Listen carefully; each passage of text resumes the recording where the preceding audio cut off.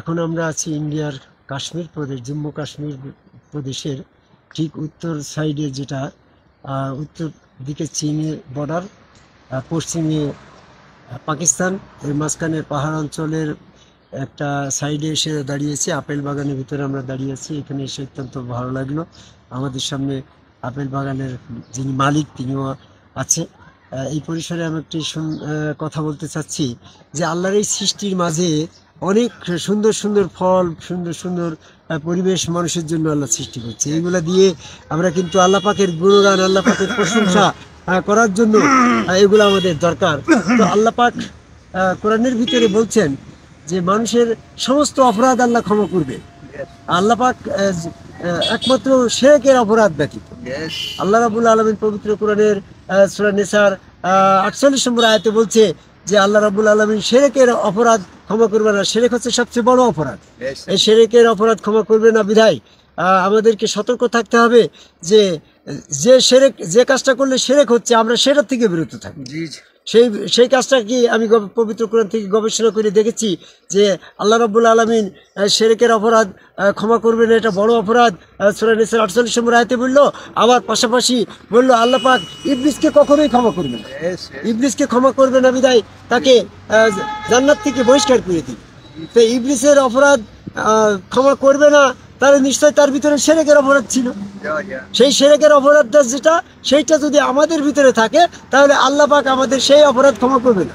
তো আমরা এখানে একটা জিনিস দেখছি যে শিরক, ইবলিস কোন কাজটা শিরক করলো? ইবলিস মূর্তি পূজা করে না, ইবলিস এরকম জিনা করে না, পাপ করে না, মানুষের অন্যান্য অন্যায় অত্যাচার জোর জুলুম এগুলো করে না। ইবলিস বেহেশতের ভিতরে শিরক করলো কোনটা? আল্লাহর হুকুম অমান্য করলো। আল্লাহ পাকের হুকুম অমান্য করলো কি? যে আল্লাহ বললো ফাইজা সাওয়াইতুহু ওয়া নাফাখতু ফীহি মির রূহি ফাকাউ লাহু সাজিদিন ফাসাজাদাল মালাইকাতু কুল্লুহুম আজমাউন ইল্লা ইবলিস। আল্লাহ যখন নিজ রূপে, নিজ সুরতে মানুষ নিজের রূপে আকৃতি সমান সমান করে মানুষ তৈরি করে ওয়াতে আল্লাহ নিজ রূহ ফুৎকার করে বলল ফাকাউ লাহু সাজদিন, সেখানে সেজদা করো। ইবলিস সেখানে সেজদা না করে শিরক করবে। কারণ ইবলিস যদি ওখানে সেজদা করতো তাহলে এই আল্লাহ পাকের অস্তিত্ব আদমের অস্তিত্বের সাথে একাকার হয়ে যেত।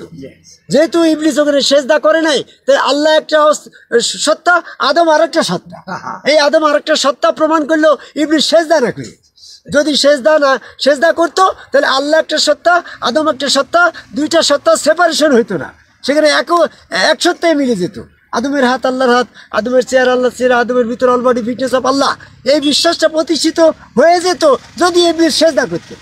ইবলিস সেখানে সেজদা না করার কারণে আদম হচ্ছে একটা সত্তা, আল্লাহ আর একটা সত্তা।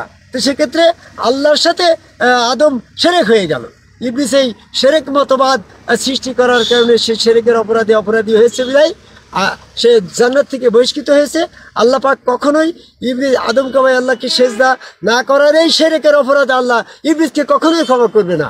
আমরা যদি সমস্ত অপরাধ আল্লাহ পাকের কাছে ক্ষমা পাবো, এই আদমকে ভাই আল্লাহকে সেজদা না করার অপরাধ আমরা ক্ষমা পাবো না।